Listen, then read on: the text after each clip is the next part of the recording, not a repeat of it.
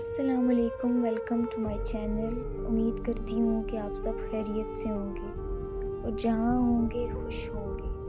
اللہ آپ سب کو خوش رکھے اور صحت والی لمبی عمر دے، اور اللہ پاک کسی کا محتاج نہ کرے۔ میری دعا ہے آپ سب کے لیے۔ ویڈیو اچھی لگے تو چینل کو ضرور سبسکرائب کریں۔ شکریہ۔ چلتے ہیں کہانی کی طرف۔ ماں بہت حسین تھی۔ سنا ہے کہ جب گاؤں میں بیاہ کر آئی تو محلے کی عورتیں اس حسین دلہن کو دیکھنے کے لیے ٹوٹ پڑی تھیں۔ ابا بھی خوش شکل تھے، مگر اپنی دلہن سے عمر میں 20 برس بڑے تھے۔ قد گاٹھ اونچا تھا، لہیم شہیم، تبھی پولیس کے محکمے میں ملازمت مل گئی تھی۔ اماں دبلی پتلی، چھوئی موئی سی، مگر دل گردے کی عورت نکلی۔ دیکھنے میں نرم و نازک، مگر اندر سے فولاد تھیں۔ شادی کے بعد ابا کے من کو بھائی تو میاں بیوی کے حسن سلوک سے گزر بسر ہونے لگی۔ 1 سال بعد جب کہ میں پیدا ہو چکی تھی، ابا والدہ کے میکے انہیں لینے آئے۔ تب پہلی بار اماں کی ایک سوتیلی خالہ نے ان کے کان میں زہریلا جملہ پھونک دیا کہ تمہاری بیوی کی شادی سے پہلے اس کے چچا زاد اکرم سے خوب بنتی تھی۔ بڑوں نے ان کا رشتہ بھی طے کر دیا تھا، مگر زمین کے تنازع کی وجہ سے بھائیوں میں دشمنی پڑ گئی تو رشتہ ختم ہو گیا۔ اب ذرا اس کا دھیان رکھنا، کیونکہ اکرم تو اس کی جدائی میں ایسا نڈھال ہوا کہ گھر بار چھوڑ کر مزاروں پر پڑا رہتا ہے۔ سوتیلی خالہ نے یقیناً یہ بات کسی بھی خواہ کے طور پر ابا کے کان میں نہ ڈالی تھی۔ وہ ماں سے کسی بات کا بدلہ لینا چاہتی تھی، یا پھر ہمارے نانا سے بغض نکالا تھا، کیونکہ انہوں نے اماں کا رشتہ ان کے بیٹے کو نہ دیا تھا۔ معاملہ جو بھی تھا، ابا کے دماغ میں شک کا الاؤ دہکانے کو یہ اطلاع کافی تھی۔ سنا ہے کہ تفتیشی ذہن ہونے کے سبب پولیس والے اکثر شکی ہو جاتے ہیں۔ ان کا واسطہ مجرموں سے پڑتا ہے اور ان کی زبان سے جرم کو اگلوانا بھی ہوتا ہے۔ والد صاحب بھی اسی ماحول سے وابستہ تھے، لہٰذا وہ میری ماں پر شک کرنے لگے۔ ابا کا رویہ اماں سے سخت اور کھردرا ہو گیا۔ گھر سے نکلنے پر پابندی لگ گئی۔ خواہ مخواہ کے شک و شبہ میں گرفتار ہو گئے۔ ان دنوں امی میرے بھائی کو جنم دینے والی تھی۔ نانا اور ماموں دوبارہ ان کو لینے آئے۔ ابا نے جانے نہ دیا۔ اس کے بعد وہ کبھی بھی میکے نہ جا سکی۔ اماں ہر ستم سہتی رہیں کہ میکا ماں سے ہوتا ہے، اور ان کی ماں سوتیلی تھی۔ ادھر 2 بچے ان کے پیروں کی زنجیر بن چکے تھے۔ وہ ہر قیمت پر اپنا گھر بسائے رکھنا چاہتی تھیں۔ ابا کی زیادتی برداشت کر کے بھی چپ رہتی تھیں۔ محلے میں کسی نے کوئی ایسی بات نہ سنی جس سے پتہ چلتا کہ میاں بیوی میں کوئی اندرونی چپ کلش ہے۔ ان دنوں ہم 5 بہن بھائی تھے۔ جب ایک روز یہ واقعہ ہوا، صبح اٹھے تو گھر میں شور برپا تھا۔ ماں چیخ رہی تھی اور والد ان پر تشدد کر رہے تھے۔ انہوں نے مٹی کا تیل چھڑک کر انہیں جلانے کی کوشش کی تو وہ خوف سے بھاگ کر پڑوس میں چلی گئیں۔ ان کی حالت بہت خراب تھی۔ ابا نے انہیں بہت زود و کوب کیا تھا۔ زخمی حالت میں پڑوسی ان کو اسپتال لے گئے۔ انہیں اماں سے ہمدردی تھی، کیونکہ شادی کے 12 برس تک انہوں نے ہر حال میں نباہ کیا تھا۔ وہ جانتے تھے کہ یہ ایک شریف اور سگڑ عورت ہے۔ کوئی بھی ان کے بارے میں کسی قسم کی غلط بات سننا نہ چاہتا تھا۔ گاؤں کے ہیلتھ سینٹر میں صرف ایک لیڈی ڈاکٹر تھی جو شہر سے آتی تھی۔ اس نے ابتدائی طبی امداد دی اور محلے والوں نے والد کو سمجھایا کہ تم نے یہ کیا ظلم کیا اپنی بیوی پر، جو تمہارے 5 بچوں کی ماں ہے۔ آخر اس کو کیوں اس قدر پیٹا ہے؟ اس کا قصور تو بتا دو۔ ابا کیا قصور بتاتے، قصور تو کچھ تھا بھی نہیں۔ بہرحال آپس کا معاملہ کہہ کر اس بات کو رفع دفع کر دیا گیا۔ پولیس تھانے تک بات نہ پہنچی۔ کیسے پہنچتی؟ ابا تو خود پولیس میں تھے۔ اماں کی بس ایک ہی غمگسار تھیں، یا سہیلی کہہ لیں، وہ تھی خالہ نسیم، جو پڑوس میں رہتی تھیں۔ جب ماں ٹھیک ہو گئی تو ایک روز خالہ نسیم آئی۔ اس نے قسم دے کر سوال کیا، رحمت سچ بتاؤ کہ اس روز کس بات پر جھگڑا ہوا تھا جو تمہارے شوہر نے اس قدر تم کو مارا، جیسے جان لینے کے در پر ہو؟ جبکہ اتنا تو کوئی شوہر اپنے بدچلن بیوی کو بھی نہیں مارتا ہوگا۔ وہ مجھے بدچلن ہی کہتے ہیں، جبکہ میں ایسی نہیں ہوں۔ میں سچی عورت ہوں اور یہ سچ بولنے کی ہی سزا ہے۔ مجھے کھل کر بتاؤ رحمت، میں سمجھی نہیں، کیا کھل کر بتاؤں؟ میری شادی کے دوسرے سال ستیلی خالہ نے سراج کو بتایا تھا کہ رحمت کو اس کے بچپن میں دادی چچا کے بیٹے اکرم کے نام کر گئی تھی۔ کیا جانے منگنی کی رسم بھی ہوئی ہو۔ بہرحال اس بات پر سراج کے دل میں غلط فہمی تھی کہ میں جس لڑکے سے منسوب تھی وہ اور میں جوانی تک ایک گھر میں پلے بڑے تھے، تو کہیں ایسا نہ ہو کہ رحمت بچپن سے اکرم کو چاہتی ہو۔ ان کے دل میں یہی خلش رات دن رہتی تھی اور شب و روز بہانے سے تانے دیتے اور میرا ماضی کریدنا چاہتے تھے۔ آخرکار اس رات انہوں نے مجھ سے قسم دے کر پوچھا کہ سچ بتاؤ، کیا تم اور اکرم ایک دوسرے کو چاہتے تھے؟ انہوں نے مجھے بچوں کی قسم دے کر پوچھا تھا اور وعدہ کیا تھا کہ اگر دل کی بات سچ بتا دو گی تو کچھ نہ کہوں گا۔ میں نے قسم پر یقین کیا، بچوں کی جھوٹی قسم کھا کر اللہ کو ناراض نہ کرنا چاہتی تھی۔ تبھی سچ بتا دیا کہ ہاں، ہم دونوں ایک دوسرے کو پسند کرتے تھے، کیونکہ بڑے کہتے تھے کہ رحمت کا بیاہ اکرم سے کریں گے، لیکن پھر جھگڑے کی وجہ سے نہ ہو سکا۔ آپ سے شادی قسمت میں لکھی تھی، سو ہو گئی، مگر قسم کھاتی ہوں ہمارا صرف سوچ تک پسند کا رشتہ تھا، کوئی جسمانی تعلق نہ تھا۔ اماں نے خالہ نسیم کو مزید بتایا، بس بہن اتنا سننا تھا کہ قسم سب بھول کر میاں جی مجھ پر ٹوٹ پڑے، اس قدر مارا کہ میری ہڈی پسلی ایک کر ڈالی۔ میں نے دوپٹہ منہ میں ٹھونس لیا کہ شور سے بچے نہ جاگ پڑیں۔ پھر باورچی خانے سے مٹی کے تیل کی بوتل اور ماچس لے آئے اور مجھے سین میں گھسیٹ کر مٹی کا تیل چھڑکنے لگے کہ ابھی جلا دیتا ہوں تجھے لگتا تھا ان پر جنون سوار ہے۔ تبھی میں دوڑ کر پڑوس میں چلی گئی اور جان بچائی۔ خالہ نسیم دم بخود اماں کی بات سن رہی تھی۔ یہ دونوں برآمدے میں بیٹھی تھیں جبکہ میں باورچی خانے میں آٹا گوندھ رہی تھی۔ میں نے ساری بات سنی، یوں مجھے پتہ چل گیا کہ کیا معاملہ ہوا تھا۔ جس دن ستیلی خالہ نے ابا کو یہ بات بتائی تھی، اس دن کے بعد سے 12 سال تک ماں دوبارہ میکے نہ گئی تھی، کبھی گھر سے قدم نہ نکالا۔ اس پر بھی طعنے اور شور کی نظرت اماں کا مقدر بن گئی۔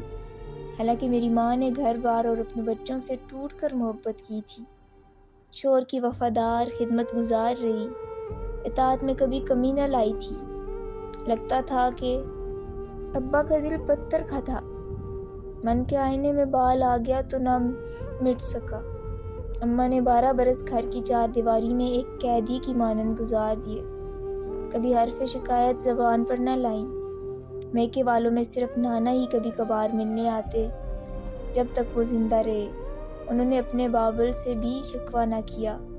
مجھے تو لگتا تھا میری ماں اپنے چچا زاد کو بھول بھال گئی تھی، لیکن یہ ابا کے ذہن کی خرابی تھی کہ وہ ہر لمحے ان کا بھولا ہوا ماضی یاد کراتے رہتے تھے، جبکہ ماں کی کمزوری ان کے بچے تھے۔ ہم سے اماں والیانہ پیار کرتی تھی اور ایک لمحے کو نظریں سے اوجھل نہ ہونے دیتی۔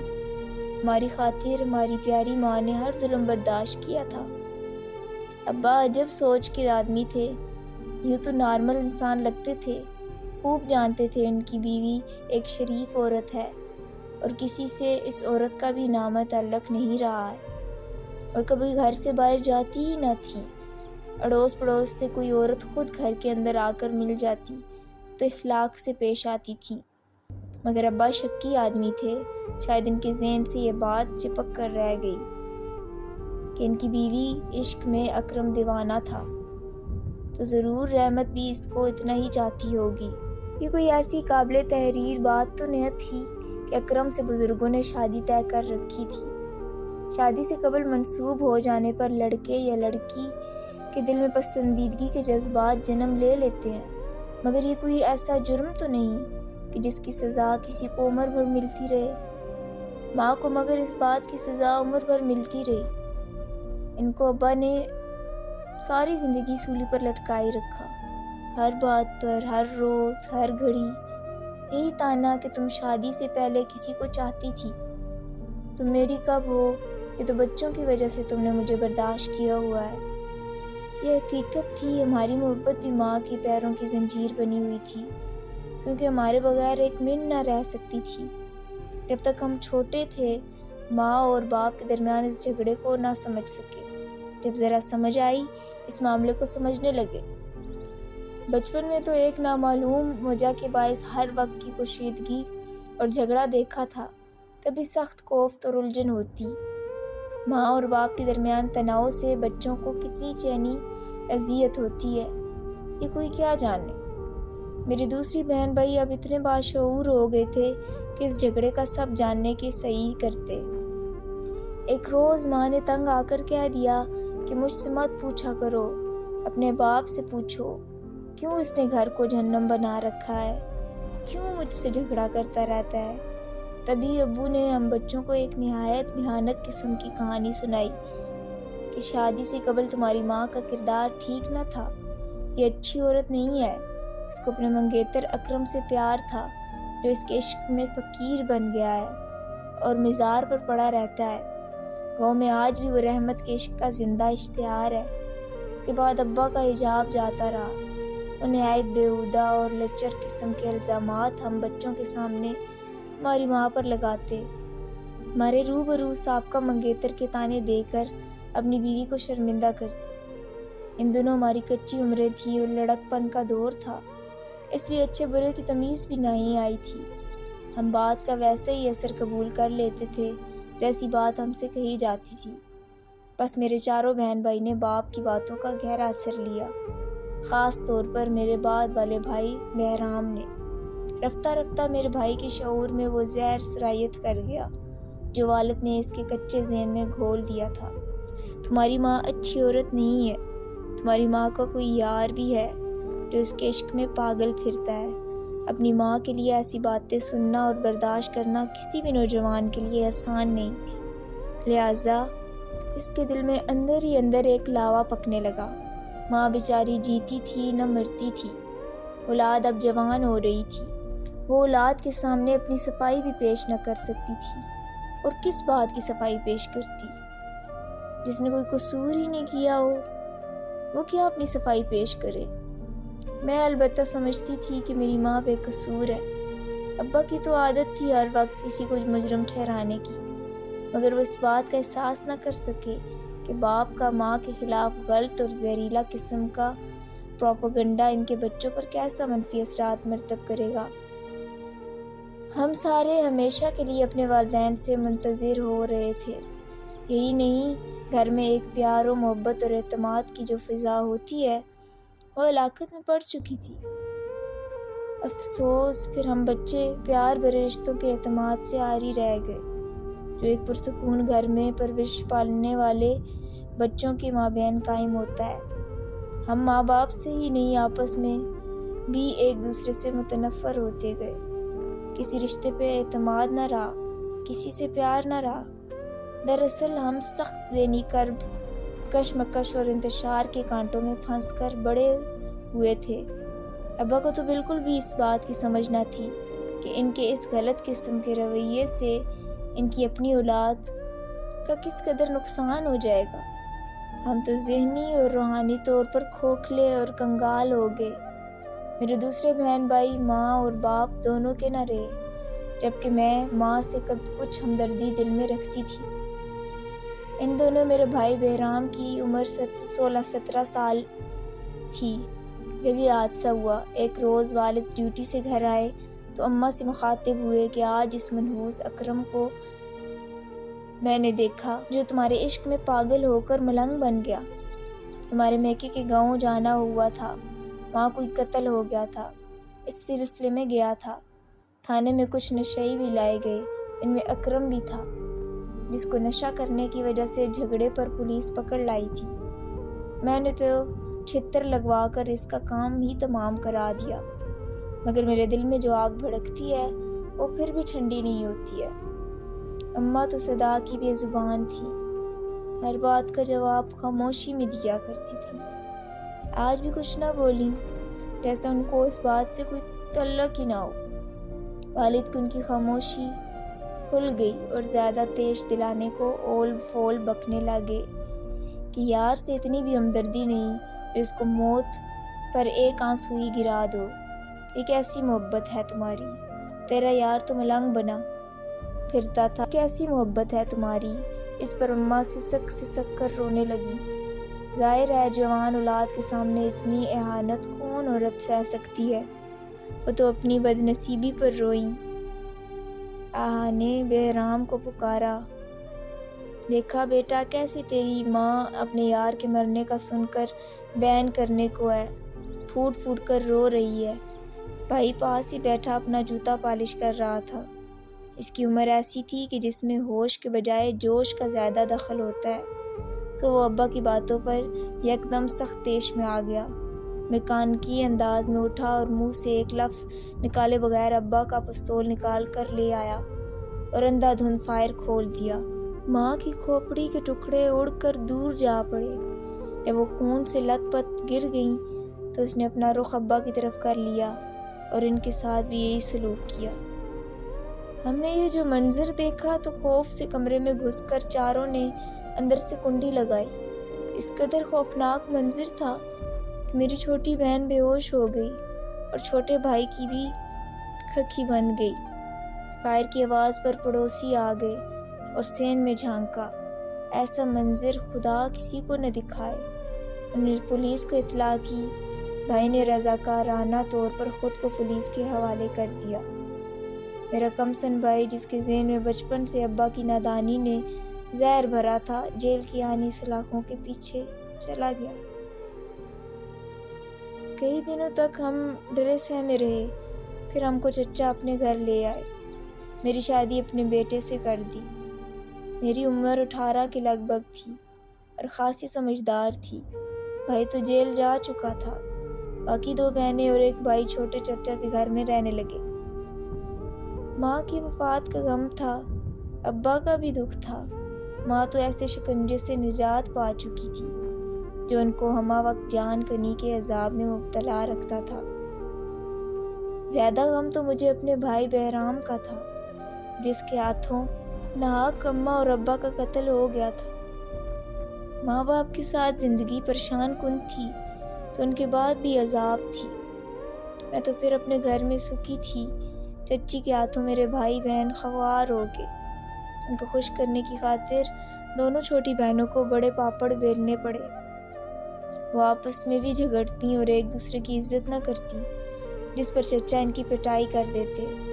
چھوٹا بھائی چچا کے بچوں سے الجھتا، وہ گستاخ اور بدتمیز کہلاتا۔ ذرا بڑا ہوا تو غلط راہ پر چل نکلا۔ مجھے اس سے امیدیں تھیں مگر وہ گھر سے غائب رہنے لگا۔ چچا نے کافی سمجھایا، سختی کی تو گھر سے بھاگ گیا۔ بعد میں ایک بہن کو میں نے دیورانی بنا لیا اور وہ میرے پاس آ گئی۔ چھوٹی کو چچا نے دوسرے گاؤں بیاہ دیا مگر وہ شادی کے 3 سال بعد طلاق لے کر لوٹ آئی۔ اس کی دونوں بچیوں کو سسرال والوں نے رکھ لیا، جس پر وہ ہر وقت رویا کرتی تھی۔ ایسے ماں باپ کے بعد اولاد کا اشر برا ہوتا ہے۔ جن کے گھر لڑائی جھگڑا رہتا ہے، عورت جتنی کوشش کرے اولاد کی خاطر قربانیاں دے یا اس کی اچھی پرورش کرے، جب تک باپ ساتھ نہ دے اکیلی ماں اولاد کی تربیت نہیں کر سکتی، ان کی زندگی نہیں سدھار سکتی۔ ہماری ماں تو بیچاری شوہر کے شک و شبہ کی نظر ہو گئی۔ ہماری بدقسمتی نے ان تمام مصائب کے بعد بھی ہمارا پیچھا نہ چھوڑا، اور ستم در ستم یہ ہوا کہ میرا دیور جس کی شادی میری بہن کے ساتھ ہوئی تھی، وہ بھی شادی کے چند سال بعد میری بہن پر شک کرنے لگا اور اسی روش پر چل پڑا جس پر میرے والد تمام عمر چلتے رہے اور میری والدہ کو اپنے ستم کا نشانہ بناتے رہے۔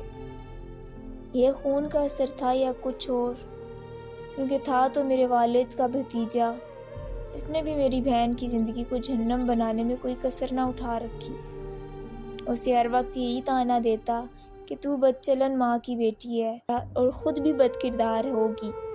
میری بہن بے قصور تھی اور حساس بھی۔ زیادہ دیر یہ ستم نہ رہ سکا اور وہ سہ بھی نہ سکی اور اس نے کیڑے مار دوائی کھا کر خودکشی کر لی۔ والدین کے بعد تمام بھائی بہن کا دکھ دل میں لیے جی رہی ہوں اور اپنے گھر میں خوش ہونے کے باوجود اداسی کے سار میں گری رہتی ہوں، اور ابھی بتاتے ہوئے بھی میرے آنسو جاری ہیں۔ یہ دکھ بھری کہانی نہیں، سچی کہانی میری داستان ہے، آپ کی گوش نظر کیے